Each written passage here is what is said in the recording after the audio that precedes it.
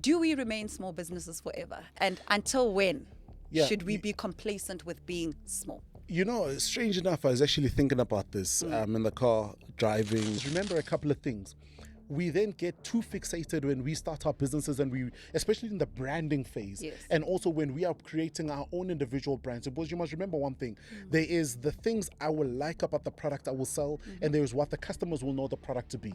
So I go and I buy oranges, and I create the orange sack, and I say this sack is for oranges, but the individual then takes it. This is an instrument for them to bath or whatsoever the case is, because the customer at the end of the day is the last mile determiner of what the product is and what the product should do. The biggest question was centered around how to get motivation to actually kickstart your business in the year. But there were several questions as well about, number one, how to get motivation to kickstart the year, but also number two, how to start business without any funding or without an initial capital injection into the business, but you want to start something.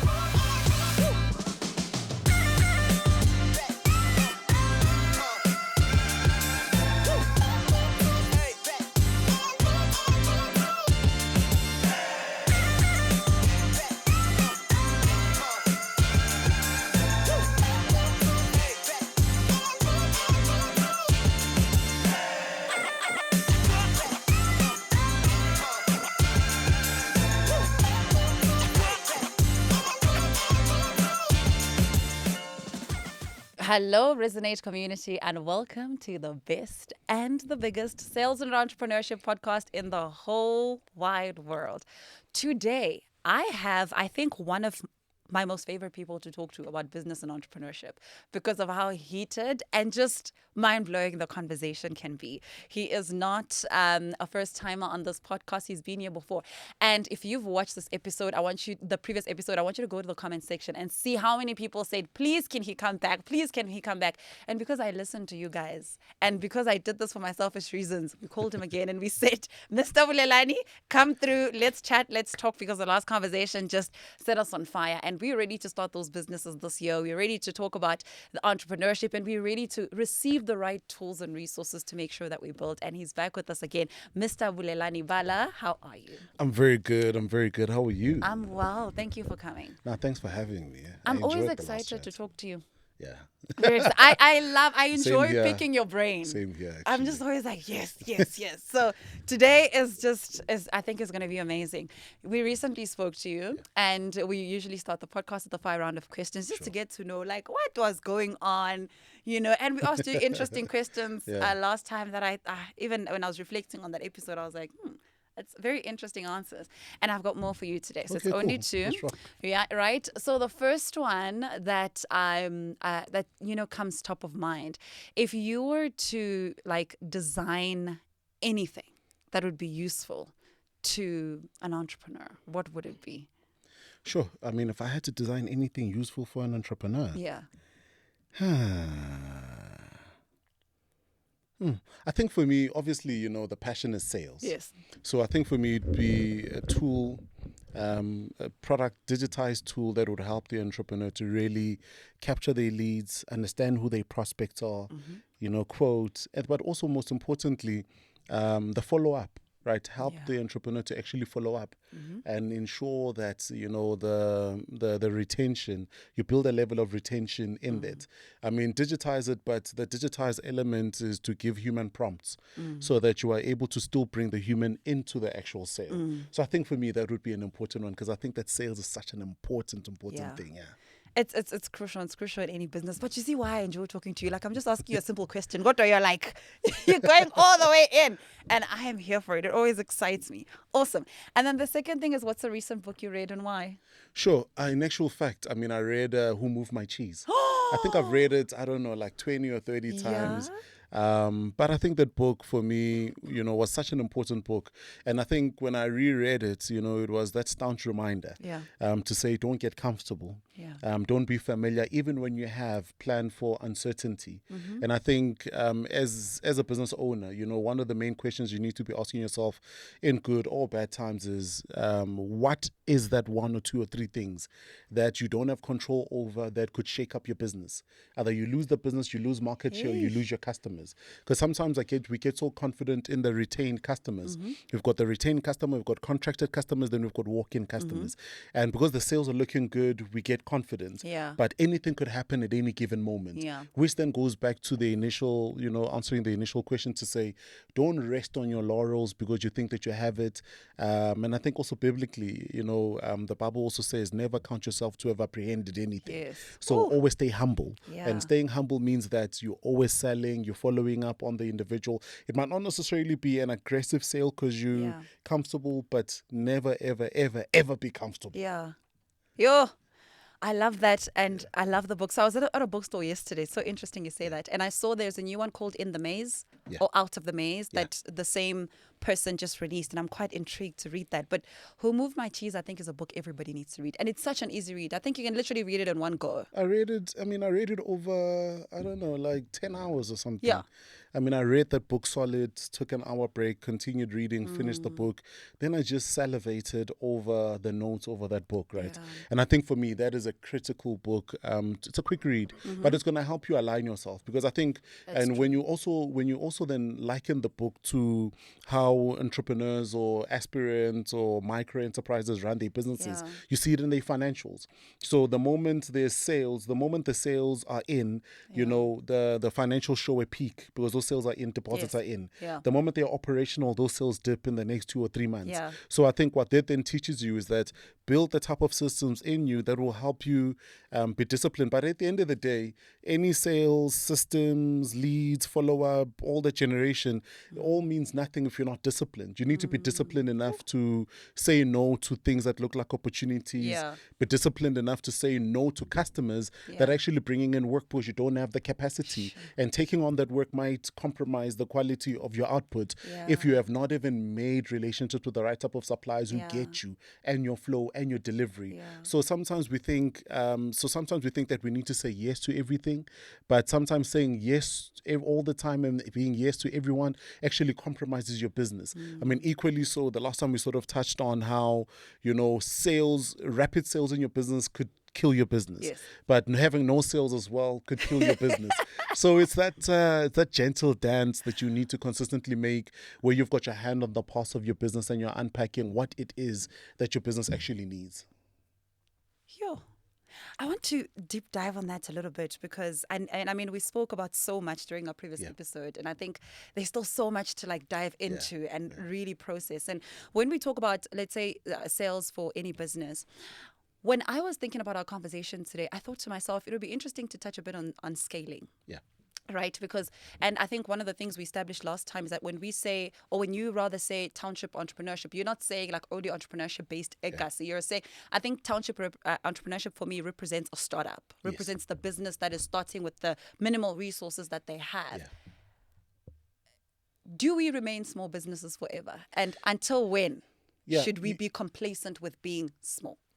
Strange enough, I was actually thinking about this in the car driving. I don't know where I was driving to last night from church, but I was thinking about this to say, you can still be a hustler and you're making 100 million and 30 million rand a month. Because you must remember that getting money is not the sum total of intelligence. To a certain degree, depending on the type of business that you are, it could be intelligence, some of it is networks, some of it is corruption, some of it is bribery, some of it is different things. So when we then take that umbrella off and I've built a business that is wholly reliant on my networks or illicit activity that I'm participating in, then I build no systems in there because I know that I'm going to either pull a gun out on you or I'm going to bribe you with a brown envelope or whatever the case is. So in that case, then you find yourself in a compromised position where you are running a heavily, I think from a revenue perspective, you're generating a lot of revenue, even profitability, but it's a hustle business because you have not built the right type of discipline, even in the management of that business, to then create a level of sustainability. So we should definitely not stay small. I think for me, the conversation, and I think the start for me is a hustle. And that hustle is you're selling and you're selling nomayin, because and another thing that, we need to then unpack is the fact that when you are starting your business, one of the ways to unwork the overthinking in starting that business or starting your sales journey is don't overthink the product.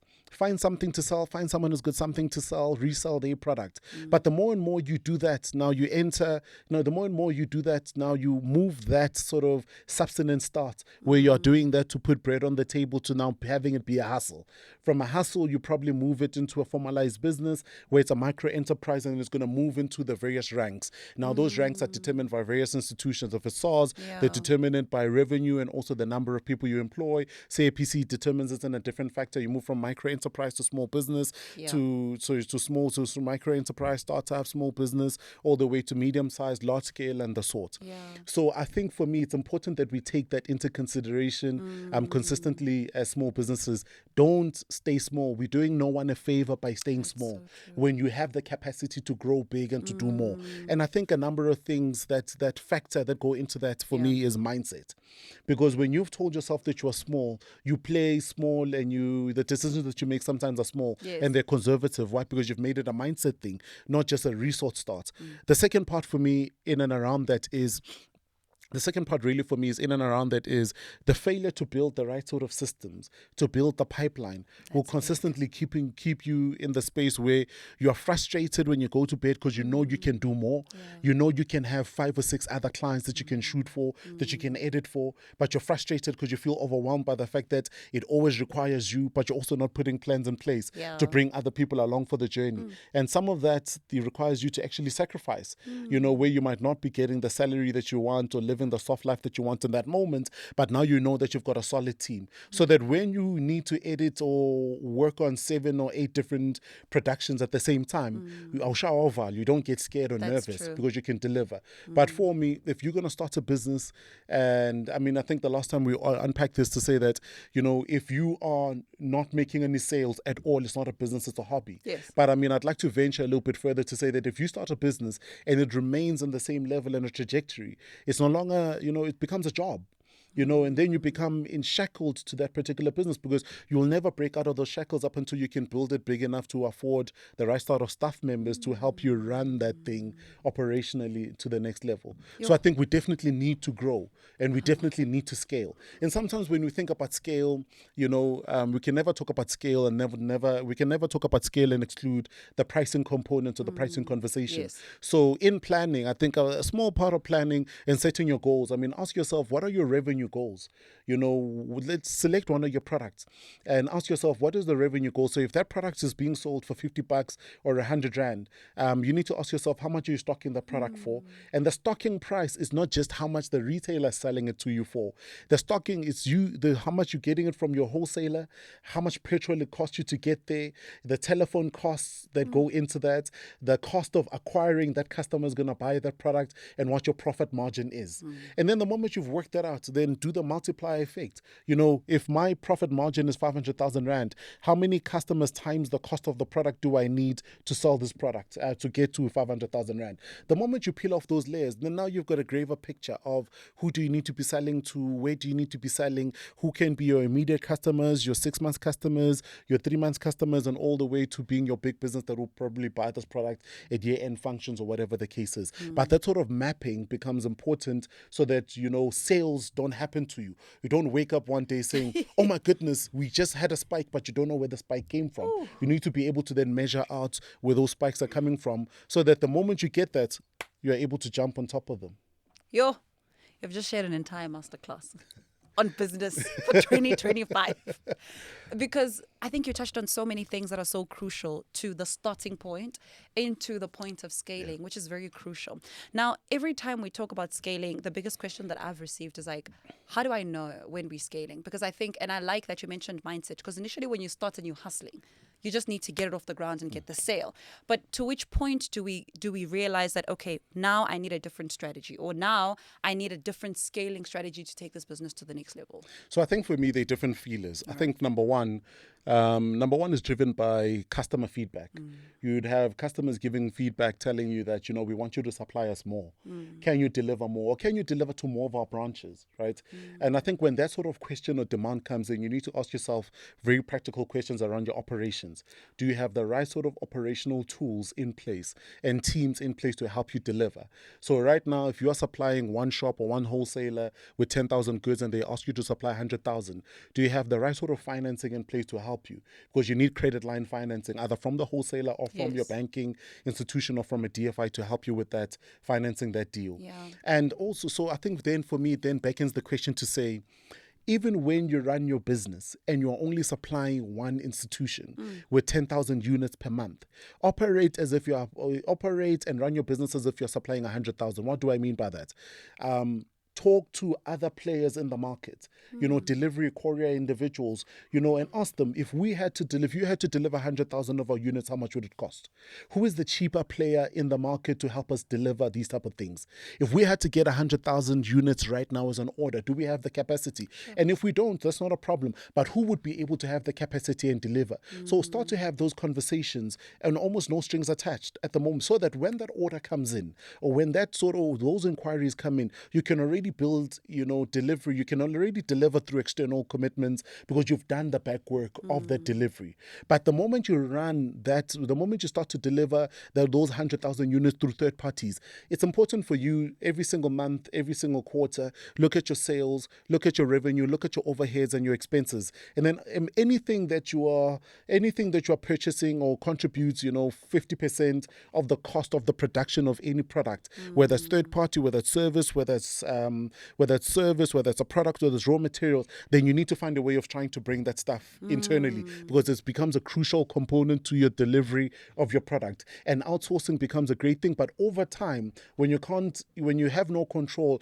over anything that contributes 60% to the delivery of your product to a customer, that might compromise you, and you need to make sure that you bring that internally. So that's part of scaling. So I think for me, when you then scale, when you are looking at scaling, is the market ready? Number one, you need to be able to ask yourself, is there a market in the first place for you to scale into? Right. Number two, the moment you've identified the fact that there is a market, do you have the operational capabilities to deliver on this? Operational capabilities are team members, equipment, resources, and stakeholders and the sort. The third thing that you need to ask yourself is, what sort of resources and what sort of turnover will you need to yield? Right. I mean, this is the cost of sale. So if I now scale my business to R1 million, what does that mean in terms of our sales? What does it impact in terms of our sales and our scale? So right now, I know that if I need to make X amount of money, it's going to take me 3 months. So if I then need to turn that over into a big amount based off the capital that's going to be required to then start or scale up that business, I need to be able to have that buffer support or cash flow to be able to pay overheads and expenses and all the other things. Because what you then find in most cases is that you find an entrepreneur who shut their business down and filed for bankruptcy because they went ahead and scaled their business, and they've got R100 million committal that they worked on, but they're now shutting down because the payment came in way too late. And the payment now comes later, but there's no longer a business when it comes later. And you now need to start all over again. So as much as we're going to be chasing opportunities in this new year, it's important for us to then chase those opportunities with awareness, to say, what is going to be the cost of the opportunity? The moment you've unpacked the cost of the opportunity, it's important for you to then make it informed yes and then make it informed no. So scale responsibly. I love that so much, because one of the things that we normally share with our clients is, and I normally use this brand as an analogy to say that every time you think about your business, you can't limit it to only one service that is acquired a certain way. Otherwise, it's like the scenario that you said, where if you're waiting for a client to pay you, by the time they pay you might not be in business, if that's the only one you think of. So, I enjoy talking to you. This is like, now it's like my head is like running out of control. I love it. The powerful thing, to the point that you're making, which reminded me of this concept, is the idea that you have to almost structure your business, for instance, like a KFC, where if we think of KFC, we think of chicken streetwise too, but they sell more than that. So sometimes you go to the drive-through and they don't have chicken, but you'll buy a wrap, you'll buy a burger, you buy a drink, you'll buy the other things when the thing that they normally sell isn't there. And have we structured that for our business? And I think that is so powerful, because in an ecosystem where if I'm selling acha, then acha becomes what I'm known for. The day my supplier does not have acha, what's going to happen with me? The day my bakery doesn't have the bread, will I be able to sell kotas? Do I now have to close shop? And that, you just like open that up for me. Now, when we think about complementary services to a business, to say if you sell acha, maybe you need to start venturing into other things that people might be able to buy that complement that thing. How do we start developing complementary services within our business, it to not essentially maybe rub people off the wrong way, because I've gotten this a lot Yeah. from my clients. And I'll give you an example. I had a client who owned a bakery, and he was just selling the fact that he owns a bakery and he now wants to move into baking school. And then he got into the baking school, and then he started getting people who want to learn how to bake. So now what ended up happening is that the people he was teaching to bake ended up becoming his competitors, Yeah. because now they are also gunning for the same clients that he's gunning for. And now it's like, okay, now I need to stop advertising cakes, because now what are my clients going to do? So how do we complement services around what we offer to, I think, in a way that aligns with our scaling strategy? So I think in that case, I mean, I love that example, right? Because I think that example for me, touches on a number of experiences I've had with businesses that have done a similar thing. Yeah. So here's an individual, is amazing baker, decides to continue baking and provide all these amazing products, but also equally training other individuals. Yeah. When they train these individuals, they now you're actually training your competitors. Yes. And you might even train competitors that might put you out of business on the other side. 100%. But I think for me, what they, and then I think for me, then it goes back to that initial thing to say, when you think of that, that's why it's scaling responsibly. Yeah. To then say, are you ready for that type of competition when it comes? Yeah. Right? Because if I've built a business and I know that I still have capabilities of hitting 10 million, but my revenue for the year is R1 million, but because I'm so good and I've got a team and I've got time on my hands, I feel like now I'll train other people because they've asked. But if those people are able to build the right sort of systems, I'm totally out of business at the end of the day. But also equally, the other way to look at it is to say, I've done every single thing I need to in this business. It's running, right? The name and brand is established and is developed, but I'm happy to bring in other competitors. Why? Because I have now created my own yeast product. I've created my own flour product, or even if I haven't created it, I've white labeled flour product with the big the manufacturers of flours and yeast and all these other complementary products, the skewers to the plates, to the pots, to the whatever. So when I train you, I'm going to train you on products that I already own, that I've got the mapping to. Why? Because at the end of the day, when you deliver on the product and service that you're going to be delivering on, that I trained you on, you now know that the delivery of that quality service is linked to the product that I supplied you. So even if you then go open up your own bakery or your own confectionery wherever, it's not an issue. Why? Because I will still be making a bulk of my money from the product. Because you must remember one thing, the whole point of any business is to productize. You need to productize. And someone says, but I'm a plumber, I'm a cleaner, I'm a whatever. You need to productize, because the moment you're able to productize your business, then scaling becomes almost easy, because now the big thing that you need to deal with is the manufacturing of the product. You've got the manufacturing right, you've got the distribution right, you've got the clientele right. Things run themselves. So you cannot go to bed at night and not know who has bought from where in that moment, but see it in the data the next day when you wake up. So I think those are some of the things that we need to then think about, especially if you are in the business of training individuals that might even be better than you. Because chances are they'll probably be better than you in the future. Is now you have them because you've built tools in and around those particular businesses, so that you then are able to circumvent. So should they now want to then build a bakery, what you then find is that naturally, what you now find is that naturally the layers peel off. Now you then sell that off to one of the individuals, that you sell one of your shops or your entire shop to one of the individuals that you trained. Now all you then run is that you run a milling company that now supplies them all while running the training. That's one of the ways to sort of think about some of these things in the market. I'm loving this, because that's exactly what this specific client did. Alex Hamosi said this last year, and it changed the course of my business. And he said, you are either a high level employee to your client or you're a business owner. A high level employee means I get the one big client, I service them, I'm always with them, they pay me enough to keep me afloat, and that's it for me. Or you're a business owner where they actually now become a client, and I'm able to create systems within the business that enable me to source more business and get more business and be out there. And what you've just touched on in this analogy is basically creating a localized value chain. Definitely. I mean, you see, for me, it's definitely hyperlocalization. For me, is an important thing, because it talks to being able to service your immediate community that you are zoned in, because you manufacture for consumption, so you don't Yeah. need to worry about large distribution costs or storage spaces and the sort. But also equally for me, when I sort of think of what you're mentioning now, just run. Wait, just It's run it. it's it's There's you something. either a high level employee for your Yeah. client or you're a business owner. Yeah, I mean, there's something that was at the back of my mind, right, around Yeah. this.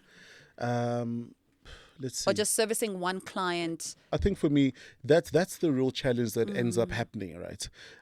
Because I start the business and I now get comfortable money from that one customer, I start to live. Yeah. And when I start to live, I build expenses around that money. Yes. Now, when I start to build that expense, because you must remember that anytime I want to go sell, selling has a cost attached to it.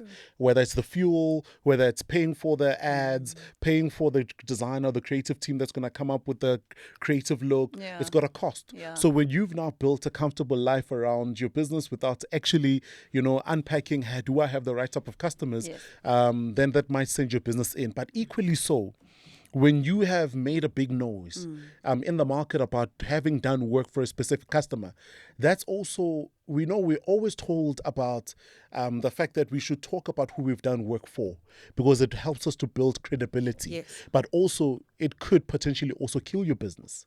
And I think that the opposite side of that, by killing your business, that you now get known as, oh, Michelle, the one who does work for brand X, Y, and Z.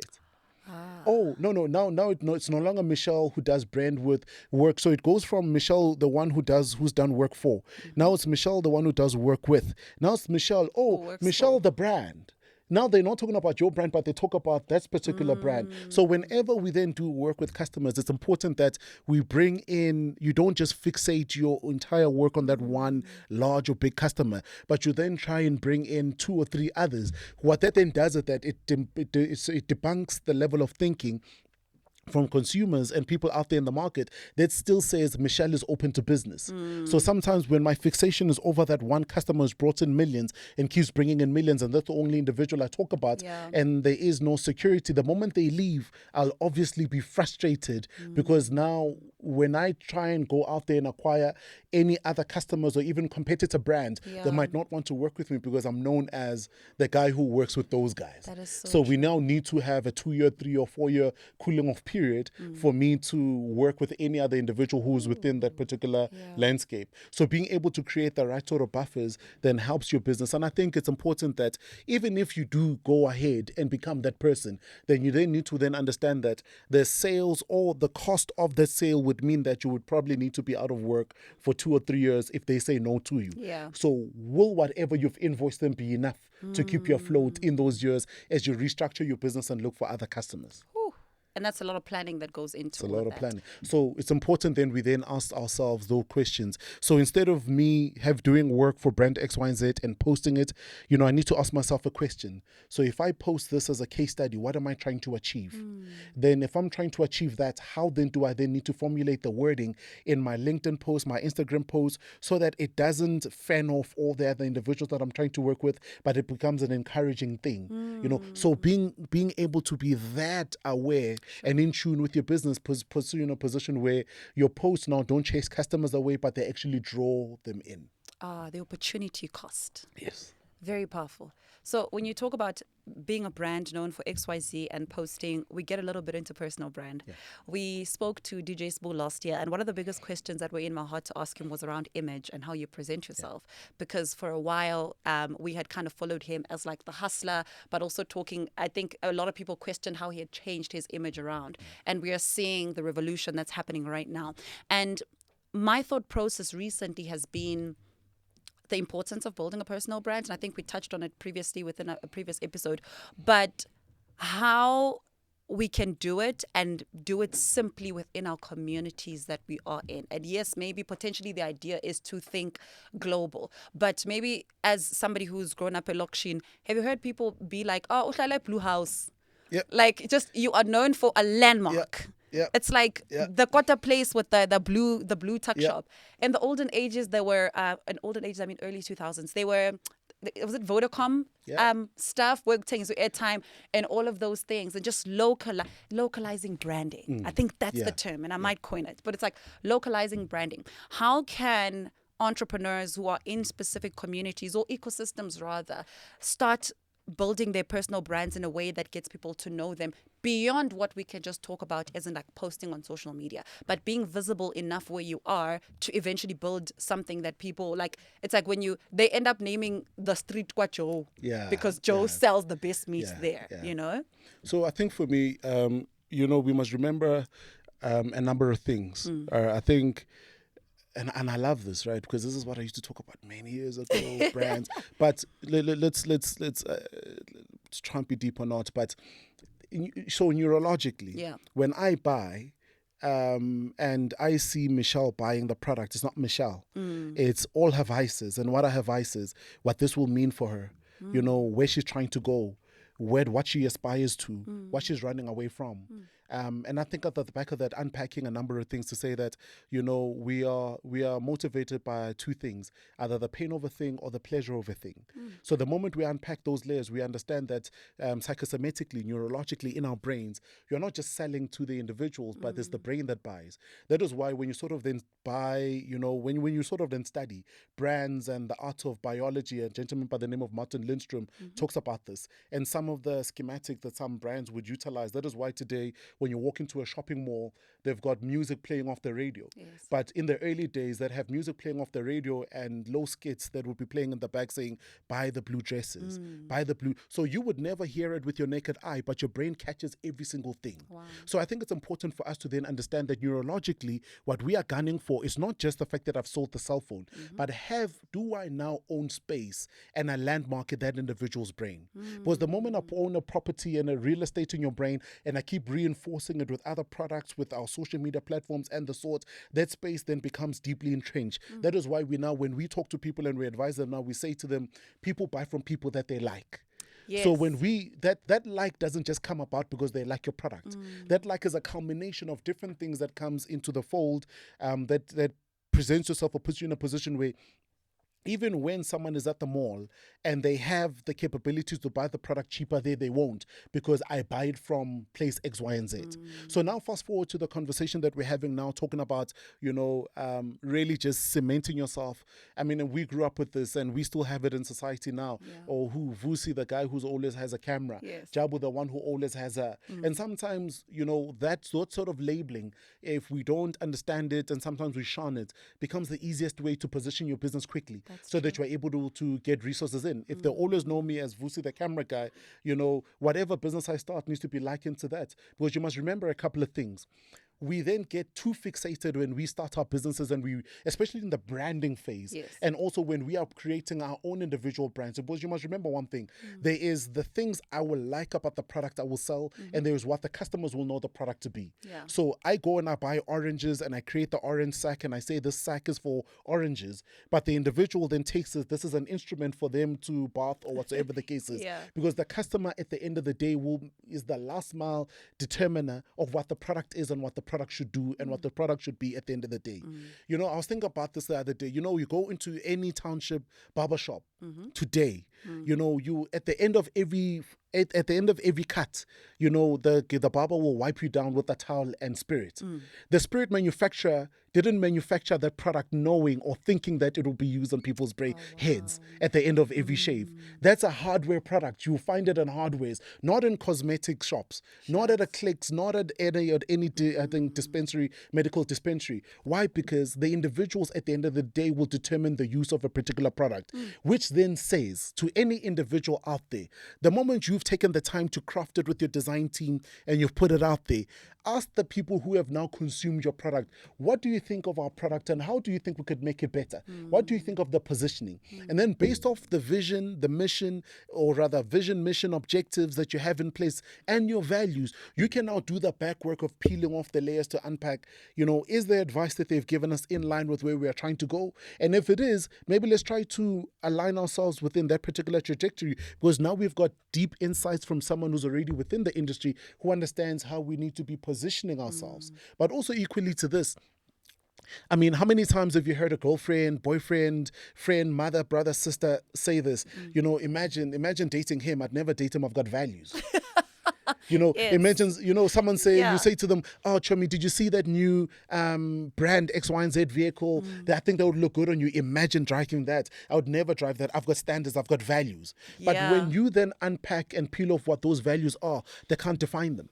So it's these whimsical things that we've left in the air. But you must remember that at the very center of building a strong personal brand, a business brand, is values. It needs to be anchored in values, because values build character, character then influences culture. That intangible thing when I walk in the studio and I can't touch it, but it's that thing that I can, it's that thing that Michelle is, but no one can touch it. But that thing is being deliberate. So I think for me it's important, especially right now as you're planning for the year, sit around your table with your team, put up the company values. If you've got the most common value is integrity, then ask your team members, do a practical exercise and ask your 4 or 5 or 20 team members, what does integrity mean to you? This is our company value, but what does it mean to you? You'll find that those 5 individuals will give you 5 different answers. Sure. Now that gives you a clear indication that you've got it all entirely wrong. So the 3 steps is number 1, identify your value. Number 1, our value is integrity. The second part, as a business owner, you need to unpack, and even as a personal brand, you need to unpack this. What does it mean to operate in integrity? So we then say that integrity for us means to do what you said you would do when you said you would do it. Then the third part is to make it measurable. What is to make it measurable? What are the 3 steps that you will utilize to make it measurable? So we then say that to show and demonstrate that you're operating in integrity in this business, number 1, you need to demonstrate that you understand your briefs. The second part of that is you need to demonstrate that you understand the client's pain points. And how then do you demonstrate that understanding? You've checked it through a supervisor. And then the third part, you need to demonstrate that you have delivered on the customer need. How then do you demonstrate that the customer signed off on the fact that and given feedback that they're happy with their service? And the fourth part is always that added thing that costs you 0%, they will always get the customer talking about you. I mean, for me, it's back in the days when I'd go and I'd do a sale, or rather I'd go and I'd do pitches and I'd walk in there, take off my shoes and I'd do the pitch with my shoes off from the car all the way to that boardroom. Now, you know that intrinsically the conversations, that becomes a conversation starter. I might have been pitching with 30 other individuals in the same industry as me, but for the fact that I pitch with no shoes off, I've now shifted everyone's conversation. Everyone is going to pitch, but you know what first thing that guy's going to say when he gets home and he talks to his wife? Oh, babe, let me tell you about the craziest thing. This young man or this gentleman came in and pitched. We had 30 guys, but his product is the same as all the others, but he had no shoes on. You know what the next thing from the wife is, well, tell me more. What does he do? That's crazy. Let me look him up. Let me search him up. You know what you've done? You've bought real estate neurologically in those brains of those individuals. It is never about the product. It is always about how can you tilt the scale a little bit? How can you shift perceptions a little bit and get them talking? When they talk, they'll always talk back about what you supply and what you deliver on. That is how we now have an uncle that I have who always refer to any carbonated drink as the orange Coke or the green Coke or the blue Coke. And that's the one thing that we always want to be segmented as in any space that we're in. Yeah. Sure.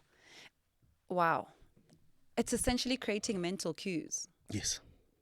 that are so memorable. But because I think every time we talk about people having a USP and a unique selling point and etc., people think we're saying like remodel your entire product. No. And it's like, no, do the simple stuff. Color the store red. Yes. In a place where everybody's one is white. Yes. It's like those small little mental cues. Purple cow Yes. touches on this. Yes, literally. It's those small things that you do that will get people talking about you. Because if I supply a product that is heavily commoditized, that you can find in walking 500 meters, or not in 500 meters, in walking 20 meters, you find it. What is that thing that is going to set me apart from everybody else? Yeah. And I think for me, that thing that when I developed that, that USP, it is never a rigid one. It was constantly going to evolve as the customer evolved. And as competitors also then pick up. Because as we do this podcast, others are watching and they are mimicking and they are copying. But because of the agility and because you've got your hand on the pulse of the market, you will consistently stay ahead. Why? Because you are innovating at a rapid pace and they'll always be trailing. And there's nothing wrong with them trailing. It's their job to trail at the end of the day. But it's your job to then keep your hand on the heartbeat of what the customers are actually looking for and deliver. Yo, deliver. Yeah. That's like the big essence of this entire conversation. I want to ask you about productivity because the year's just started. Everybody like wants to be a hustler. Like everybody wants to start something. It's like the business you didn't start in 2024. This is my Yeah. year, new me, and everything. And what do you think would be great productivity tools for people to use to not only start but to stick it through? So I think for me, I love the fact that you have that energy. The first thing that I'd ask that you do is, in order to keep you accountable to that energy, build a community of individuals. Love that. Building a community just means find 5 or 4 individuals you might be close friends with. Some of them you're seeing on social media, and some of it is just to say, listen, can we be on WhatsApp and we'll talk once a month and hold Yeah. each other accountable about the things that you said we'd do. Yeah. You know, sometimes a family member who's really accountable, sometimes it's a friend or a boyfriend. You find that right type of person Yeah. who will really whip you into place and hold you accountable, right? I think that for me would be the first thing, because why? What happens is that the energy we have now sort of dwindles into the third month. Yes. You know, as we enter the second quarter, we feel a bit vexed. When we mid-year and we're going into July, we feel like, yo, man, I'll try again next year. This year's tough. Yeah. You know, the moment we enter into September, then everyone's general language changes. That's true. Fatigue. Yeah. Then from October down, no one is productive anymore. So having that community of individuals will then whip you into place where, even if it's November, for the fact that you know that your customers are still out there, you will honestly go out there and still look for them and sell to those particular customers. And you won't be selling it based on the standards that we are putting out there in the market, but you'll be going out there honestly because you know that there are customers that are still out there looking for your product. Yeah. The moment we map that out, then you have all your digital tools, your accounting tools, you use Trello, you use Monday, you use all these different tools Yeah. to then help you. But all these tools then essentially mean nothing if your mindset is going to shift as the tide shift. So I think the biggest thing now to build is to build that mental fortitude and build the mental fortitude and the community that is going to hold you accountable. So that even on your darkest day, you'll have someone saying, but that's nothing. I've got deeper problems than that. Let's keep it moving. Now you're able to get out of that slump and heap and you get it going and you get it moving. Sure. You've actually partly answered the last question I was going to ask you, which came from our Instagram community. And the biggest question was centered around how to get motivation to actually kickstart your business in the year. But there were several questions as well about, number one, how to get motivation to kickstart the year, but also number two, how to start business without any funding or without an initial capital injection into the business, but you want to start something. I mean, I'll tell you, how I motivate myself, for me, it's not about the pleasure. For me, it's the one thing that really motivates me now, that drives me to get off, the chair and do stuff, is the words of my mentor. To say, well, if you don't do it, then just know that they're coming to take your cheese. Well, just know that they're coming. And I know them because I'm sitting in meetings with them every single day. They're coming. Just know that they're coming. So when they come, they'll either find you as the only person, as the only alternative to help them as a route to market, or they'll come and find others and then they'll push you out the market, and it's going to confuse the market. Choose where you want to play in the market. Do you want to play and get the accolades of, he once did it, you're alive but a has-been, but you still have the capabilities and potential to do more? And yes, you'll get your accolades because you did extremely well, but it's going to be frustrating because you're going to be living in regret. Or you're going to be on the other side and still, even if the market pushes you out, but you still have the peace of mind to say, I did everything that I need to and I'm happy about that. And I think that for me is a very, very important thing, especially in keeping me motivated. But I think for me, I could never, ever undermine the power of community. And I think power of community, don't find individuals who will gas you up with all the nice things. Sometimes it's being in a space with individuals that are even doing way better than you. So that you sit in those sessions, looking at their businesses, looking at them and saying to yourself, no, man, I need to make this thing work. I really need to make this thing work. That for me is very important. Starting a business with no money. I love this one. I love this one because I've done this, right? I've done this. I've gone to my neighbor's house. I've gone to my neighbors. I've borrowed their buckets with their soap, with their washcloths, washed their car. They paid me. Did that over an extended period of time. I had money to now stock up sweets. Now I'm selling sweets outside while I'm washing this. Now I've got enough money to buy ingredients to sell amagwenya. Now I'm trying out different things. So I think for me, the most important thing is there's a lot of things you can do. without having that grand money. But sometimes it's a question of, do you want to do those things? Because it's either an ego thing, or sometimes you've built so much resources or so much expenses around your life that you might not be able to go and wash 5 cars because that's only going to give you 500 rand a day.